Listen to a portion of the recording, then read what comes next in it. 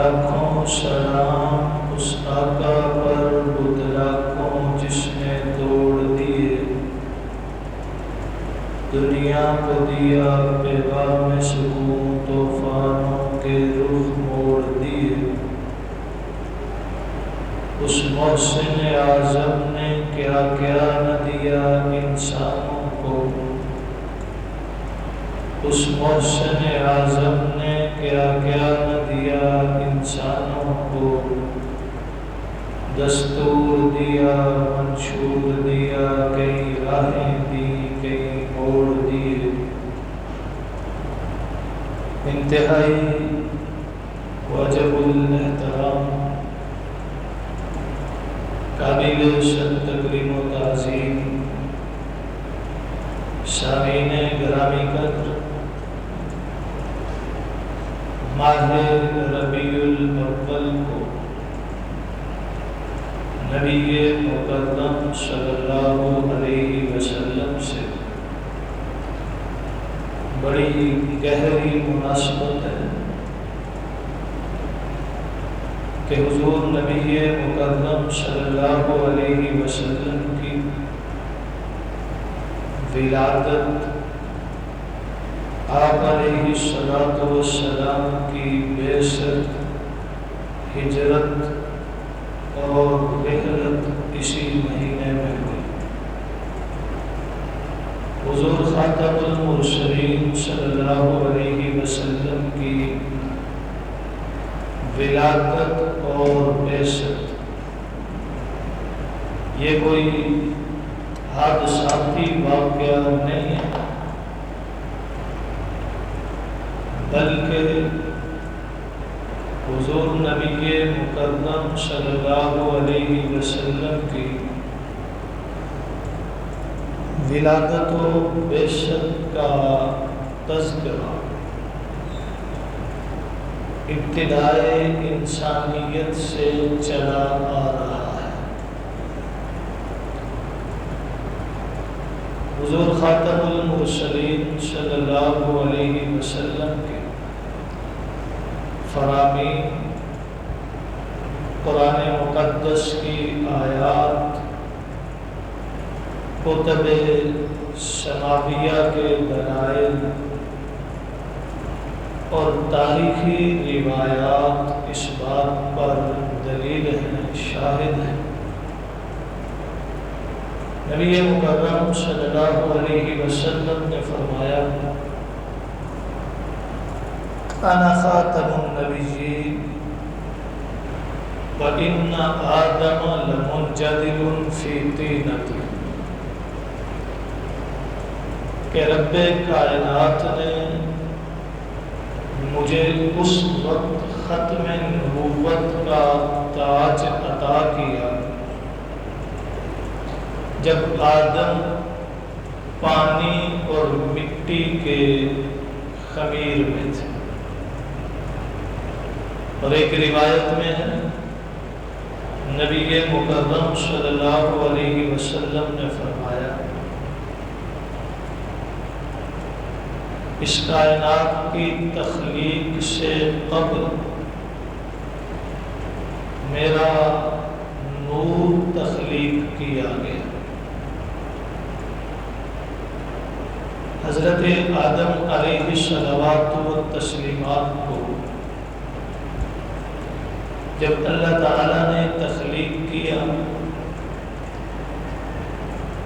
تو حضرت آدم علیہ السلام سے فرمایا، اپنا سر اٹھائیے۔ حضرت آدم علیہ السلام نے سر اٹھایا تو سامنے عرش الہی پر نبی مکرم صلی اللہ علیہ وسلم کا نام نامی اسم گرامی محمد لکھا ہوا ہے۔ پھر حضرت آدم علیہ السلام نے سوال کیا، مولا یہ کون ہے؟ تو اللہ نے فرمایا، اے آدم، یہ وہ میرا محبوب بندہ ہے جس کے لیے میں نے تمہیں تخلیق کیا اور تمہاری اولاد کو دیا۔ اب اس کا نور میں تمہاری صلب میں رکھے دیتا ہوں، اور اس نور کو جب ظہور ہونا ہوگا تب میں اس کو نبوت کی صورت ظاہر کروں۔ پھر حضرت آدم علیہ السلام جب دنیا میں آئے تو حضرت آدم نے اپنے بیٹے کو یہ تاکید فرمائی، حضرت شیث، کہ جو میری صلب میں نور تھا، جو پیشانی پر چمکتا تھا، اب وہ تم میں منتقل ہو گیا ہے، تمہاری پیشانی پر چمک رہا ہے۔ حضرت آدم کے بیٹوں میں سب سے منور پیشانی حضرت شیث کی تھی۔ اب تم آگے اپنی اولاد کو یہ وصیت، یہ تلقین کرنا کہ بغیر نکاح کے جائز طریقے کے کسی سے تعلق قائم نہیں کرنا، اور اس نور کے دنیا میں آنے تک آگے اپنی اولاد کو وصیت کرتے جائیں۔ یوں اللہ نے حضرت آدم علیہ السلام سے لے کر حضور خاتم المرسلین کے والد گرامی حضرت عبداللہ تک اس نور کو بحفاظت جائز طریقے سے پہنچایا۔ یہی وجہ ہے کہ حضور خاتم المرسلین صلی اللہ علیہ وسلم کے نسب حضرت عبداللہ سے لے کر حضرت آدم تک کوئی ایک شخص بھی مشکوک نہیں ہے، اور کوئی ایک شخص بھی ایسا نہیں کہ جس کے کردار پر انگلی اٹھی ہو۔ اللہ تعالیٰ نے بحفاظت حضرت عبداللہ تک اس سلسلے کو پہنچایا، اور جب حضرت عبداللہ بن عبد المطلب کی پیشانی میں یہ نور آیا، بلکہ حضرت عبداللہ سے پہلے ان کے والد حضرت عبد المطلب، حضرت عبد المطلب کے والد حضرت ہاشم، یہاں تک روایات میں کثرت سے ملتا ہے کہ اہل کتاب ان کی پیشانی کی چمک دیکھ کر ان کو اپنی بیٹیوں کے رشتے کی پیشکش کیا کرتے تھے، یہاں تک کہ جب حضرت عبداللہ تک یہ پہنچا تو حضرت عبداللہ کو بھی روم کے بادشاہ تک کی طرف سے یہ پیشکش آئی۔ روایات میں آتا ہے کہ ایک دفعہ حضرت عبداللہ جا رہے تھے، حرم مکہ میں ایک عورت نے روکا اور کہنے لگی عبداللہ مجھ سے نکاح کر لو، جتنے اونٹوں کے عوض تمہاری جان بخشی ہوئی ہے اتنے اونٹ میں تمہیں دوں گی۔ فرمانے لگے نہیں، میں اپنے ابا عبد المطلب کی اجازت کے بغیر کہیں بھی رشتہ قائم نہیں کر سکتا۔ پھر جب حضرت عبداللہ کی شادی حضرت آمینہ سے ہوئی تو بعد میں ایک دفعہ اس عورت نے دیکھا اور کہنے لگی عبداللہ تمہاری پیشانی پر اب وہ نور دکھائی نہیں دیتا جو پہلے چمکا کرتا تھا۔ تو یہ حضور نبی مکرم صلی اللہ علیہ وسلم کا ذکر حضرت آدم سے چلا آ رہا ہے، اور ہر باپ کی اپنے بیٹے کو یہ وصیت ہے کہ اس نسب کو پاک رکھنا ہے۔ پھر تمام انبیاء نے اپنے بعد والوں کو یہ بتایا ہے کہ ایک رسول آنے والا ہے جس کے لیے یہ سب کچھ بنا ہے، اور اس کا ذکر قرآن مقدس میں بھی ہے۔ وَإِذْ أَخَذَ اللَّهُ مِيثَاقَ النَّبِيِّينَ لَمَا آتَيْتُكُم مِّن كِتَابٍ وَحِكْمَةٍ ثُمَّ جَاءَكُمْ رَسُولٌ مُصَدِّقٌ لِّمَا مَعَكُمْ لَتُؤْمِنُنَّ بِهِ وَلَتَنصُرُنَّهُ۔ اللہ فرماتے ہیں میں نے انبیاء اور رسول سے میثاق لیا، قول و قرار لیا، معاہدہ کیا کہ جب میں تمہیں نبوت اور رسالت عطا کروں تو تمہارے ہوتے ہوئے ثم جاءکم رسول، وہ خاص رسول آ جائے تو مصدقا لما معکم، تم نے اس کی تصدیق کرنی ہے، اور تصدیق اس اعتبار سے کرنی ہے کہ لَتُؤْمِنُنَّ بِهِ وَلَتَنْصُرُنَّهُ، تم اس پر ایمان بھی لاؤ گے اور اس کے ساتھ مل کر کام بھی کرو گے۔ نبیوں کو اللہ نے عالم ارواح میں پہلے یہ باور کروایا، پہلے یہ بتایا، یہ معاہدہ کیا کہ اگر تمہارے ہوتے ہوئے، یہ تو اللہ جانتے تھے کہ میں نے اسے کب بھیجنا ہے، سب کے بعد بھیجنا ہے، یہ تو اللہ جانتے تھے کہ جب وہ آئے گا ان میں سے کوئی بھی باقی نہیں ہوگا، پھر بھی اللہ نے انبیاء سے یہ معاہدہ کیوں کیا؟ تاکہ انبیاء کو معلوم پڑے ہماری نبوتیں رسالتیں تب تک ہیں جب تک وہ نہیں آتا، جب وہ آئے گا تو ہم بھی اس پر ایمان لائیں گے، ہم بھی اس کی اتباع کریں گے، ہم بھی اس کی پیروی کریں گے اور اس کے ساتھ کھڑے ہو کر کام کریں گے۔ تو یہ سارے انبیاء کو اللہ نے باور کروا کے بھیجا۔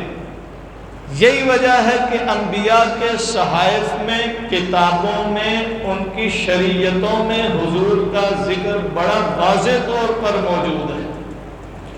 قرآن مقدس یہ بتاتا ہے کہ پہلے انبیاء نے حضور کے آنے کا ذکر کیا۔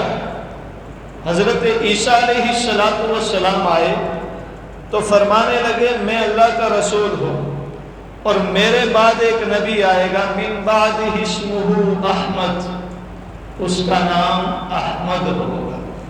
حضور صلی اللہ علیہ وسلم فرماتے ہیں میرا زمین پر نام محمد ہے، آسمانوں پر نام احمد ہے۔ اور ایک روایت میں آتا ہے آپ کے دادا نے آپ کا نام محمد رکھا، والدہ نے احمد رکھا۔ حضرت عبد المطلب سے کسی نے پوچھا یہ محمد نام کیوں رکھا؟ فرمانے لگے جب میں نے پوتے کو اٹھایا مجھے ہر طرف سے یہ گونج سنائی دینے لگی، اس کا نام محمد ہے، اس کا نام محمد ہے۔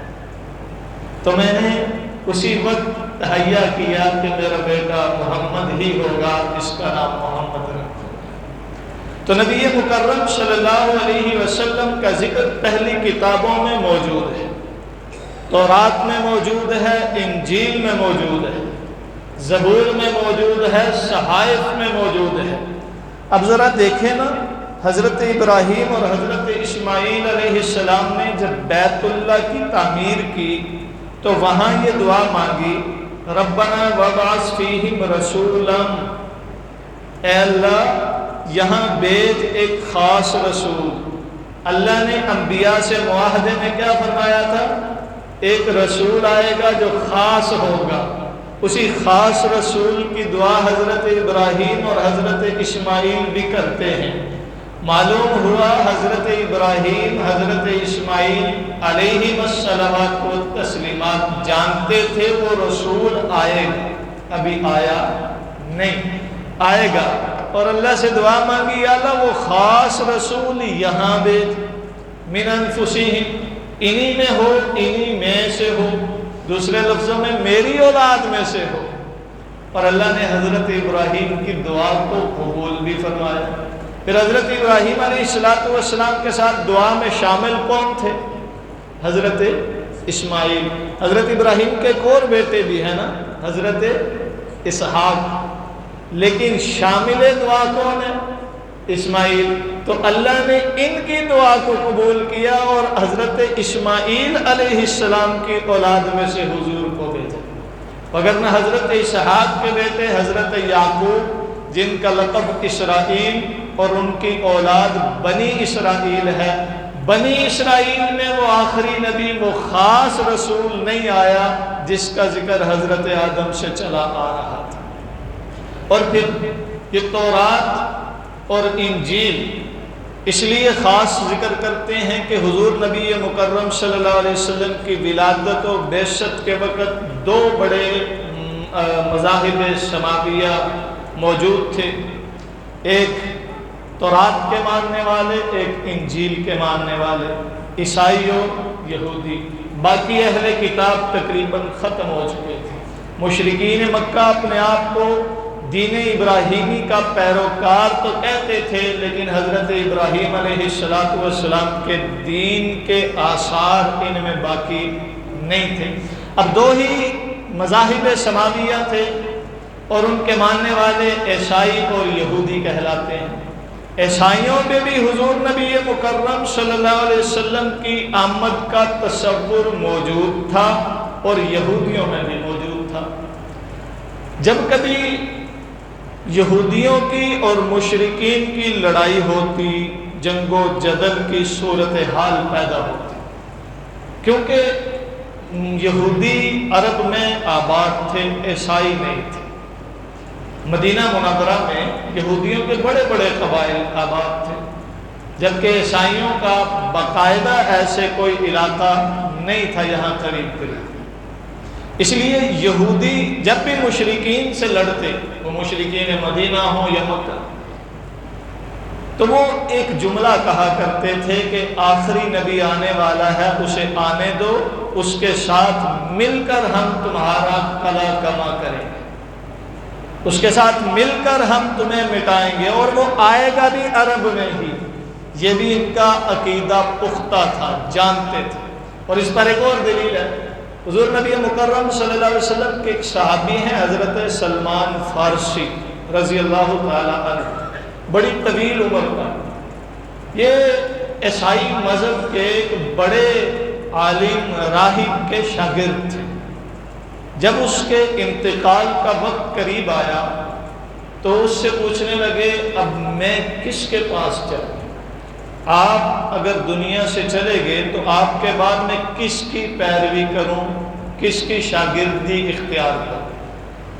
تو اس نے کہا، اب میرے بعد مجھے یہاں ایسا کوئی نہیں دکھائی دیتا کہ جس کے پاس میں تمہیں بھیجوں اور وہ تمہیں دین عیسوی کی صحیح تعلیم دے۔ ہاں، تم ایسا کرو کہ عرب میں چلے جاؤ اور وہاں بھی یثرب میں جانا، وہاں ایک نبی کا عنقریب ظہور ہونے والا ہے اور وہ تمہیں صحیح راستے پر چلائے گا۔ اس کی نشانیاں یہ ہیں کہ وہ صدقہ نہیں لے گا، ہدیہ قبول کرے۔ تو حضرت سلمان فارسی فرماتے ہیں، میں گھومتے گھماتے مدینہ پہنچ گیا، وہاں کسی کے یہاں ملازم ہوا۔ جب حضور نبی مکرم صلی اللہ علیہ وسلم ہجرت کر کے مدینہ آئے، لوگوں نے مشہور کر دیا جی وہ نبی آ گئے، طرح طرح کی باتیں مخالفوں نے اور طرح سے کہا، ایمان والوں نے اور طرح سے کہا۔ کہتے ہیں کہ میرے ذہن میں تھا کہ وہ صدقہ قبول نہیں کرتا، ہدیہ کرتا ہے۔ میں کھجوروں کے باغ میں کام کرتا تھا، کھجوریں اٹھائیں ان کے سامنے رکھیں، یہ صدقہ ہے۔ حضور نے فرمایا میں صدقہ نہیں لیتا۔ پھر میں نے دوسری پیش کی کہ یہ ہدیہ ہے، حضور نے فرمایا ہاں ہدیہ قبول۔ حضرت سلمان فارسی کہتے ہیں مجھے یقین ہو گیا کہ یہی وہ آخری نبی ہے، یہی وہ ہادی ہے جس کی تعلیم مجھے میرے معلم نے دی تھی۔ تو یہ عیسائیوں یہودیوں کے علماء بخوبی جانتے تھے کہ وہ آخری نبی عرب میں آئے گا، اور اس آخری نبی کے شدت سے منتظر تھے، اس کا انتظار کر رہے تھے، اس کی راہیں تک رہے تھے۔ پھر ان کی کتابوں میں بھی بڑا واضح حضور نبی مکرم صلی اللہ علیہ وسلم کا تعارف موجود تھا۔ یہ قرآن مقدس بیان کرتا ہے کہ یعرفونہ کما یعرفون ابناءہم، کہ یہ اہل کتاب، وہ چاہے عیسائی ہوں یا یہودی، نبی مکرم صلی اللہ علیہ وسلم کو ایسے پہچانتے ہیں جیسے اپنی اولاد کو پہچانا جاتا ہے، کہ باپ اولاد کو پہچاننے میں غلطی نہیں کھاتا، باپ اولاد کو پہچاننے میں غلط فہمی کا شکار بھی نہیں ہوتا۔ باپ کا اولاد کے لیے جو پہچان کا معاملہ ہوتا ہے وہ یقینی ہوتا ہے۔ تو عیسائی اور یہودی نبی مکرم صلی اللہ علیہ وسلم کو پہچاننے میں غلطی نہیں کھا سکتے۔ عیسائی اور یہودی نبی مکرم صلی اللہ علیہ وسلم کو یقینی طور پر جانتے ہیں کہ یہ اللہ کا نبی ہے، یقینی طور پر۔ اب اس پر بھی بے شمار نشانیاں ہیں۔ حضور نبی مکرم صلی اللہ علیہ وسلم کی جب ولادت ہوئی، بچپن میں حضرت حلیمہ کہتی ہیں کہ میں انہیں لے کر آ رہی تھی تو کچھ یہودی راستے میں حضور نبی مکرم صلی اللہ علیہ وسلم کو پہچان کر اس کے پیچھے پڑ گئی۔ انہوں نے کہا کہ یہ ہے وہ جس کا ہمیں انتظار تھا۔ کہتی ہیں میں چھپتے چھپاتے اسے مدینہ میں لائی اور ان کی والدہ کے حوالے کیا۔ پھر حضرت آمینہ جب اپنے بیٹے حضور نبی مکرم صلی اللہ علیہ وسلم کو لے کر پہلی دفعہ مدینہ گئیں تو مدینہ منورہ کے یہودیوں نے حضور صلی اللہ علیہ وسلم کو، تب عمر 4 سال، پہچان لیا اور نبی مکرم صلی اللہ علیہ وسلم کے در پہ ہوئے۔ وہاں سے حضور صلی اللہ علیہ وسلم کے ماموں نے آپ کو بحفاظت نکالا اور اپنی بہن حضرت آمینہ سے فرمایا اسے واپس لے جاؤ، یہاں اس کے لیے ماحول ٹھیک نہیں ہے۔ نبی مکرم صلی اللہ علیہ وسلم جب اپنے چچا کے ساتھ تجارت کے لیے ملک شام کا سفر کر رہے تھے تو راستے میں ایک عیسائی پادری قافلہ کو دیکھ کر، وہ جو تجارتی قافلہ تھا، وہاں آیا اور کہنے لگا مجھے اس بچے کے بارے میں معلومات چاہیے، یہ جو لڑکا ہے یہ کون ہے؟ اسے بتایا ایسے ہے۔ اس کا باپ ہے؟ نہیں، وفات پا گیا۔ تو اس نے کہا یہی وہ آخری نبی ہے جس کا ذکر ہماری کتابوں میں ملتا ہے۔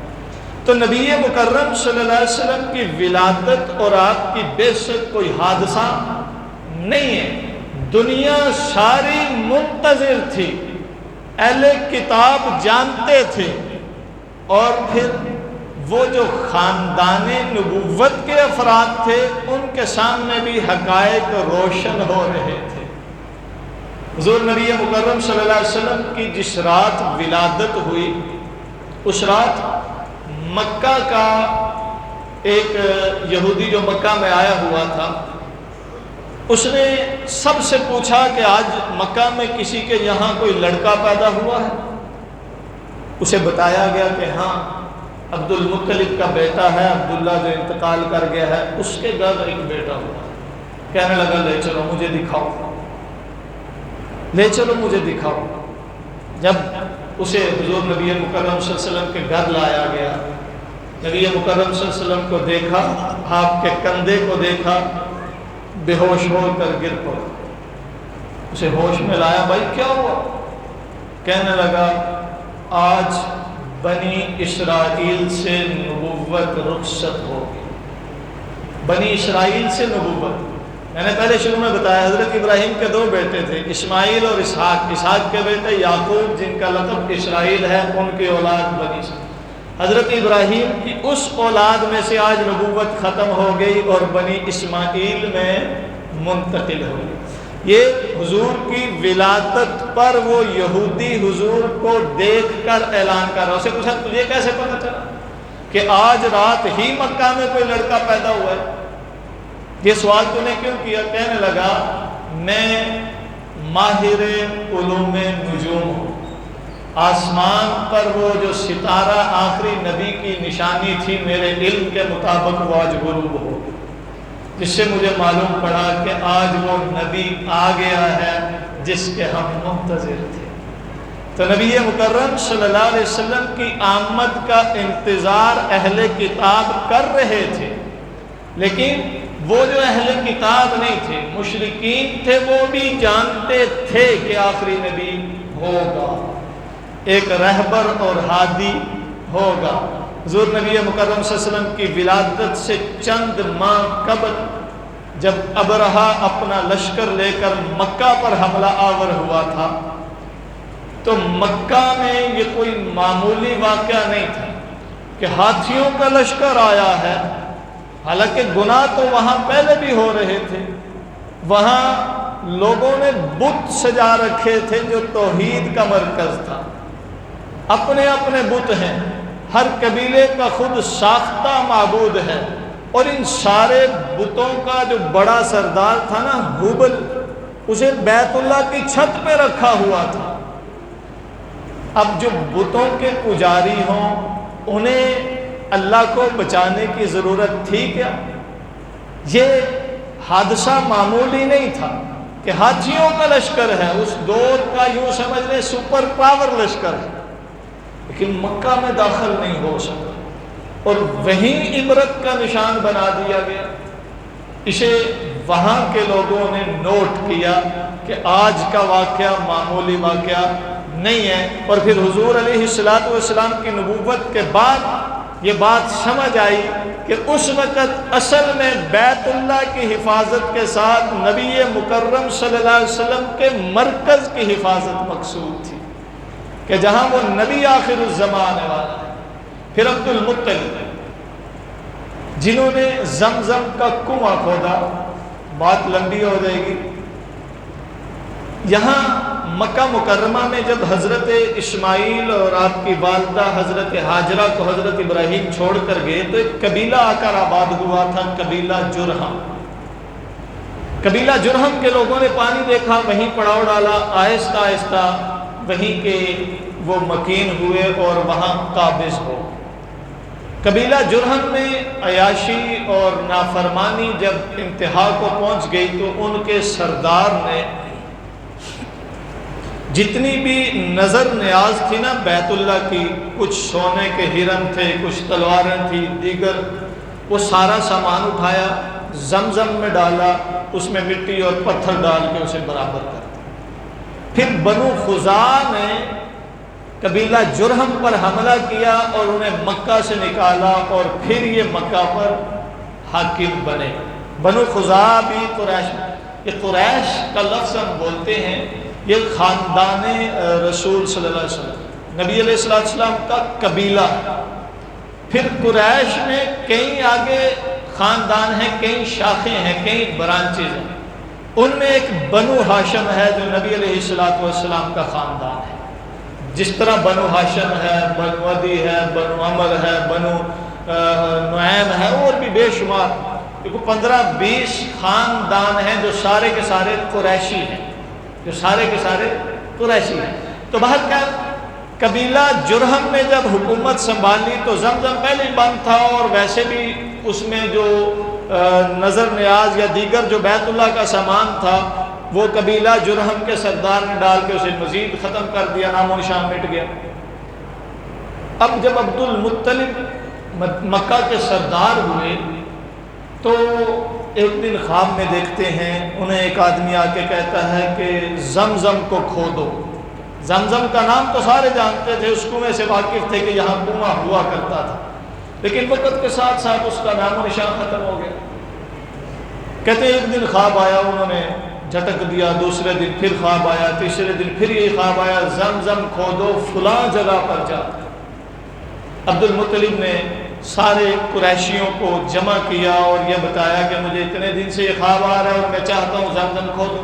انہوں نے کہا کہاں ہے زمزم؟ عبد المطلب نے بتایا فلاں جگہ پر ہے۔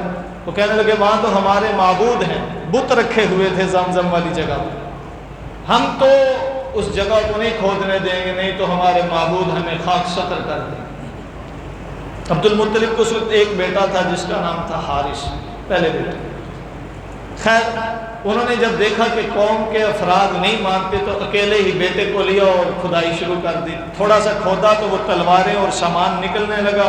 اب وہ جو تماشائی تھے نا، جو دیکھ رہے تھے کہ عبد المطلب پاگل ہوا پڑا ہے، اتنے عرصے کا بند کنواں بلا کہاں نکلے گا، جب سامان نکلا نا عبد المطلب ہمیں بھی شامل کر لو، فرمانے لگے نہیں اب میں اکیلا ہی کروں۔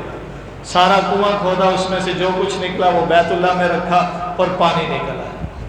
تو یہ حضور نبی مکرم صلی اللہ علیہ وسلم کے دادا کے ہاتھوں وہ جو کہ تقریباً 500 سال سے بند پڑا کنواں تھا دوبارہ ظاہر ہوا، اس نشانی کو بھی نوٹ کیا گیا۔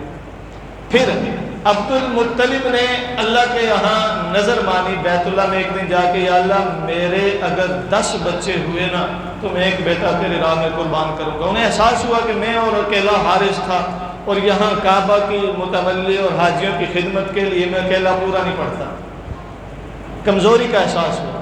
تو تو اللہ نے ان کو 10 بیٹے بھی دیے۔ جب 10 بیٹے ہوئے تو بیٹوں کو بٹھایا، بھائی میں نے یہ نظر مانی تھی، اب میں نے پوری کرنی ہے، اللہ تعالیٰ کی طرف سے مجھے یہ اشارہ ہوتا ہے۔ انہوں نے کہا ابا جان جس کو مرضی قربان کیجیے، ہم حاضر ہیں۔ اچھا کیا طریقہ اپنایا؟ جو پرچی ڈالیں، پرچی ڈالی، عبداللہ کا نام نکل آیا جو سب سے چھوٹا اور چہیتا بیٹا تھا۔ اب عبداللہ کے خاندان والے بھی کھڑے ہو گئے جو ان کے ننیال کے تھے، ہم تو نہیں اپنے بیٹے کو ذبح ہونے دیں گے۔ دوبارہ پرچی ڈالی، چلو دیکھتے ہیں شاید کسی اور کا نام نکلا۔ پھر عبداللہ کا 2 دفعہ 3 دفعہ، بڑے پریشان ہوئے۔ پھر ایک کاہنہ کے پاس گئے کہ تم اس کا حل بتاؤ۔ اس نے کہا کہ عبداللہ کے مقابلے میں اونٹ ڈالتے جاؤ۔ اس وقت ایک قتل کے بدلے میں 10 اونٹ دیت ہوا کرتی تھی، جرمانہ، سزا ہے۔ عبداللہ کا نام ڈالا، 10 اونٹ ڈالے، نہیں آیا۔ انہوں نے کہا اونٹ بڑھاتے جاؤ، 10 کی جگہ 20 اونٹ، عبداللہ کا نام نہیں، 30 اونٹ، عبداللہ کا نام نہیں، کرتے کرتے 100 اونٹ کی جب پرچی ڈالی تو پھر عبداللہ کی جگہ اونٹوں کا نام نکلا۔ جب اونٹوں کا نام آیا انہوں نے کہا تسلی کے لیے دوبارہ ڈالی، پھر عبداللہ کی جگہ اونٹوں والی پرچی نکلی۔ تیسری دفعہ جب دوبارہ نکلی تو وہ سمجھ گئے کہ اب اللہ یہی چاہتا ہے۔ یہی وجہ ہے کہ حضور نبی مکرم صلی اللہ علیہ وسلم نے فرمایا میں 2 ذبیحوں کی اولاد ہوں، ایک حضرت اسماعیل کہ جن کو حضرت ابراہیم ذبح کرنے کے لیے لے گئے تھے، اللہ نے جنت سے دمبا بھیجا۔ دوسرے حضرت عبداللہ کہ جن کی قربانی کی نظر مانی تھی، تو ان کے نام کے بدلے 100 اونٹ قربان کیے، اور تب سے مکہ میں یہ اصول بن گیا ایک انسانی جان کے بدلے 100 اونٹ کی دیت ہوگی، 10 کی نہیں ہوگی۔ اور اسلام نے بھی اسی اصول کو فالو کیا کہ اگر کوئی ایک انسانی جان کا بدلہ دے گا، یعنی ورثاء تقاضا کریں کہ ہمیں قیمت چاہیے، تو وہ 100 اونٹ کے برابر ہو، اور آج اونٹ کم از کم 10 لاکھ کا ہے، تو ایک انسان کی قیمت 100 اونٹ کے برابر، وہ بھی تب جب ورثاء کہیں، اگر وہ کہیں کہ ہمیں قصاص ہی چاہیے، بندہ مارو، تو پھر وہی ہوگا۔ تو خیر یہ بھی حضرت عبداللہ کا بچنا یہ حضور نبی مکرم صلی اللہ علیہ وسلم کی طرف اشارہ کرتا ہے کہ وہ نبی کے لیے ماحول سازگار کیا جائے۔ پھر جب حضرت آمینہ کی شادی ہوئی حضرت عبداللہ سے، تو حضرت آمینہ فرماتی ہیں کہ میرے سامنے عجیب طرح کا ماحول اور منظر ہو گیا، مجھے طرح طرح کی وہ چیزیں دکھائی دینے لگی جن کا میں تصور بھی نہیں کر سکتی تھی، اور خواب آنے لگے جو ان کی عظمت کی طرف اشارہ کرتے تھے۔ تو یہ ساری باتیں صوفیاء کے خواب، اولیاء کے خواب، تاریخی روایات، اہل کتاب کے مذاہب، قرآن مقدس، احادیث مبارکہ اس بات کی طرف اشارہ کرتے ہیں کہ نبی کی ولادت اور نبی کی بعثت کوئی حادثہ، اتفاق نہیں، بلکہ رب کائنات نے حضور کی آمد کا ذکر ابتدائے انسانیت میں چھیڑ دیا تھا، اور پھر جب نبی مکرم صلی اللہ علیہ وسلم تشریف لائے تو گویا کہ وجہ تخلیق کائنات تشریف لائے، اور کائنات کا، اس ارض کا، اس زمین کا تخلیق کرنے کا مقصد پورا ہوا۔ تو حضور نبی مکرم صلی اللہ علیہ وسلم وجہ تخلیق کائنات ہیں، جو وجہ تخلیق کائنات ہیں، ہم ان کے امتی ہیں، یہ اعزاز بھی معمولی نہیں ہے۔ ہم اس نبی کے امتی ہیں کہ جس نبی کا کلمہ پڑھنے کی اللہ نے نبیوں اور رسولوں کو تلقین کی تھی، تو یہ بڑے اعزاز کی بات ہے۔ اب حضور سے محبت ہر امتی کو ہونی چاہیے، حضور نبی مکرم صلی اللہ علیہ وسلم سے محبت کا یہ تقاضا ہے کہ حضور کی تعلیمات کو فالو کیا جائے اور ان کے مطابق چلا جائے۔ اللہ تعالیٰ سمجھنے، عمل کرنے کی توفیق بخشے۔